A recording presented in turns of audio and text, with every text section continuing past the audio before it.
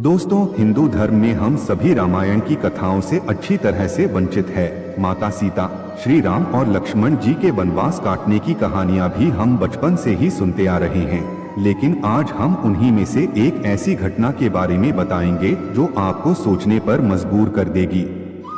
ऐसे में दोस्तों, हमारे सनातन धर्म ग्रंथों में इस बात का साफ साफ उल्लेख है कि बुरे कर्मों का फल हमेशा बुरा ही मिलता है, फिर चाहे वो इंसान हो या फिर भगवान। और यह तो आप सभी जानते ही हैं कि मर्यादा पुरुषोत्तम श्री राम ने अपनी पत्नी सीता को एक धोबी की बातों में आकर अयोध्या छोड़कर जाने को कह दिया था। लेकिन क्या आपको पता है कि एक समय माता सीता ने बहुत बड़ा पाप किया था, जिसकी सजा के रूप में उन्हें गर्भवती हालत में अपने पति से दूर रहना पड़ा था। माता सीता ने कौन सा पाप किया था और कौन था वो धोबी जिसकी वजह से माता सीता को वन में भटकना पड़ा था? इससे जुड़ी कथा आपको हमारी आज की वीडियो में जानने को मिलेगी। दोस्तों, वीडियो काफी इंटरेस्टिंग होने वाली है, इसीलिए इसे बिना स्किप किए एंड तक जरूर देखिएगा। दोस्तों, जिस कथा के बारे में हम आपको बताने जा रहे हैं उसका उल्लेख आपको रामायण में मिल जाएगा। दरअसल रामायण कई भाषाओं में लिखी गई है।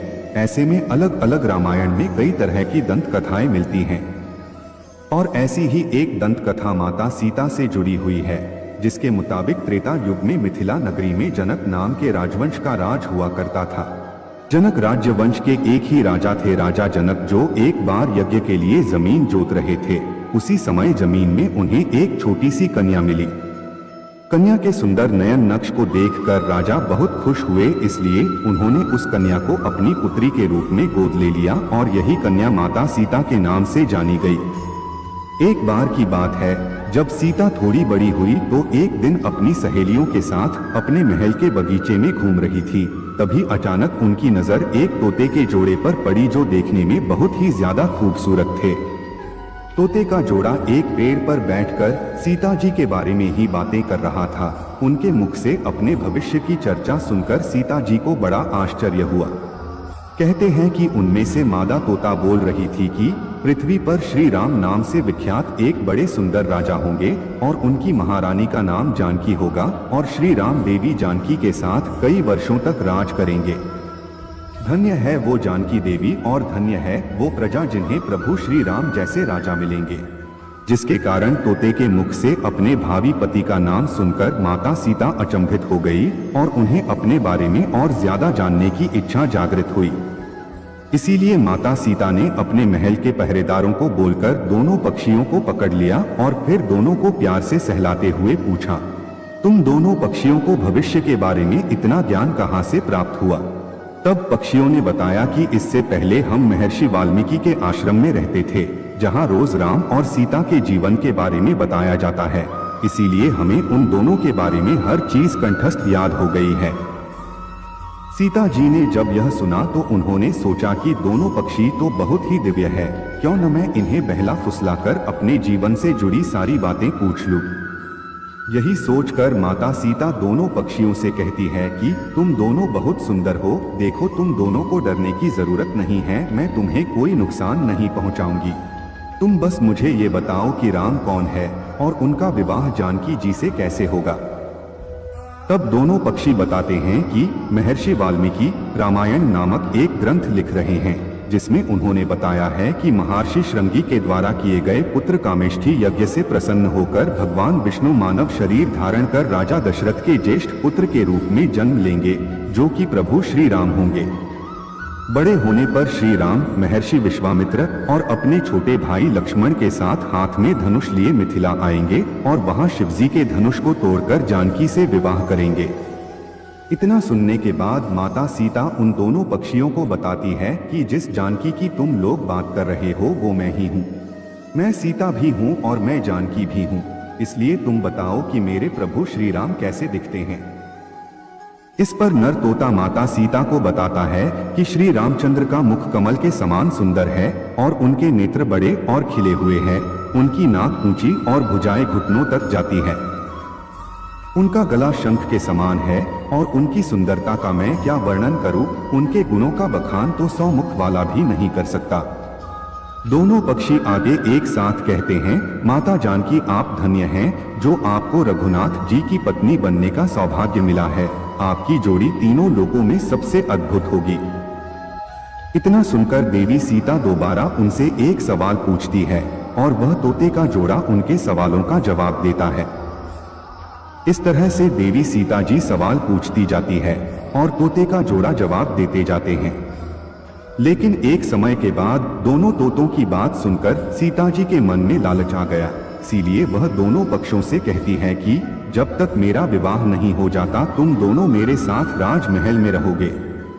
इस पर नर तोता माता सीता से कहता है कि मेरी पत्नी गर्भवती है, इसलिए ऐसे समय में उसको जाने दे। हम दोनों एक दूसरे का वियोग सहन नहीं कर सकते, इसलिए आप मेरी पत्नी को जाने दीजिए। लेकिन माता सीता ने नर तोते की एक भी न सुनी। इस पर मादा तोते ने माता सीता से गिड़गिड़ाते हुए कहा कि मैं गर्भवती हूँ, आप मुझ पर तरस खाए, मुझे जाने दे। मैं अपने स्थान पर जाकर बच्चे पैदा करूंगी और आप चाहेंगे तो उसके बाद मैं फिर से यहाँ आ जाऊंगी। लेकिन देवी सीता अभी भी मादा तोते को छोड़ने के लिए तैयार न थी।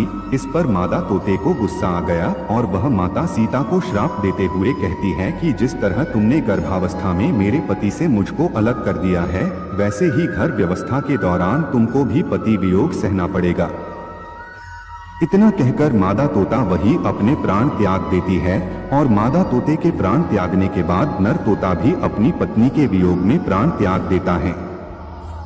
लेकिन प्राण त्यागने से पहले माता सीता से कहता है कि तुमने जो कर्म किया है उसकी सजा मिलकर रहेगी और तुम्हें सजा दिलाने के लिए मैं मनुष्य रूप में श्री राम की नगरी अयोध्या में इंसान के रूप में जन्म लूंगा और मेरे ही कारण तुम्हें पति के वियोग का दुख उठाना पड़ेगा।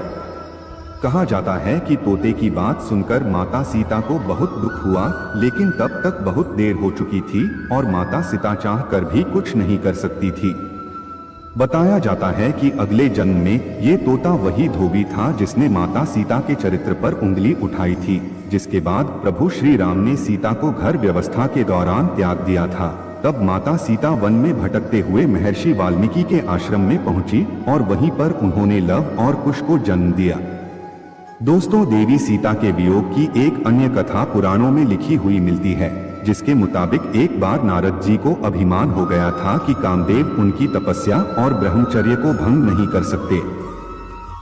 जब उन्होंने यह बात अभिमान में अपने आराध्य देव भगवान विष्णु जी को बताई, तब विष्णु जी ने नारद के घमंड को तोड़ने के लिए एक योजना बनाई। जब नारद मुनि जाने लगे तो उन्हें रास्ते में एक महल दिखाई दिया, जिसके अंदर की राजकुमारी को देखकर नारद जी मोहित हो गए थे। लेकिन यह सब कुछ भगवान विष्णु की माया थी और नारद जी को इसकी खबर न थी। राजकुमारी के सौंदर्य से नारद जी का तप भंग हो गया, इसीलिए नारद जी अब राजकुमारी को पाने के लिए भगवान विष्णु की शरण में पहुंच गए और उनसे कहा, हे प्रभु, आप मुझे अपना श्रीहरि रूप दे दीजिए ताकि मेरा विवाह राजकुमारी से संपन्न हो सके। तब भगवान विष्णु ने कहा, हे नारद जी, कहीं ऐसा न हो कि आप इस रूप को लेकर बाद में पछताने लगे। दरअसल नारद जी राजकुमारी का रूप देखकर भूल गए थे कि भगवान विष्णु का एक रूप वानर का भी है और नारद जी के घमंड को तोड़ने के लिए भगवान विष्णु ने अपना वानर रूप ही नारद जी को दे दिया। जब नारद जी राजकुमारी के स्वयंवर में पहुंचे, तब पूरी सभा नारद जी के बंदर वाले मुख को देखकर हंसने लगे और राजकुमारी ने भी इनके मुख को देखकर उन्हें वरमाला नहीं पहनाई। कहा जाता है कि उसी समय भगवान विष्णु उस सभा में पधारे, जिन्हें देखकर राजकुमारी ने उनको माला पहना दी। यह सब कुछ देखकर नारद जी अचंभित हो उठे। उन्हें समझ नहीं आ रहा था कि क्यों सब लोग उन्हें देखकर हंस रहे हैं। तभी नारद जी को महल के पात्र में पानी दिखाई दिया, जिसमें उन्होंने अपना मुख देखा। पानी में अपना वानर वाला मुख देखकर नारद जी क्रोधित हो गए और क्रोध में उन्होंने भगवान विष्णु को श्राप दे दिया कि जिस तरह आज मैं स्त्री के लिए तड़पा हूँ, आप भी पृथ्वी पर जन्म लेकर स्त्री वियोग का सामना करेंगे। नारद जी के मुख से कठोर शब्दों को सुनकर भगवान विष्णु ने अपनी माया का प्रभाव समाप्त कर दिया। इसके बाद दोस्तों, नारद जी को अपनी गलती का एहसास हुआ और उन्होंने भगवान विष्णु जी से क्षमा मांगी। कहा जाता है कि नारद जी के श्राप की वजह से भगवान विष्णु को अपने राम अवतार में माता सीता के वियोग का सामना करना पड़ा था। तो दोस्तों अब आप हमें बताएं कि आपको क्या लगता है, किसके श्राप की वजह से माता सीता को प्रभु श्री राम से दूर रहना पड़ा। दोस्तों अपने जवाब हमें कमेंट में जरूर बताइएगा। इसी के साथ आज के वीडियो में बस इतना ही। अगर वीडियो अच्छी लगी तो इस वीडियो को लाइक करें, शेयर करें और चैनल को सब्सक्राइब करके बेल आइकन को प्रेस करें ताकि आने वाली नई वीडियोस की अपडेट आपको मिलती रहे। जय श्री राम।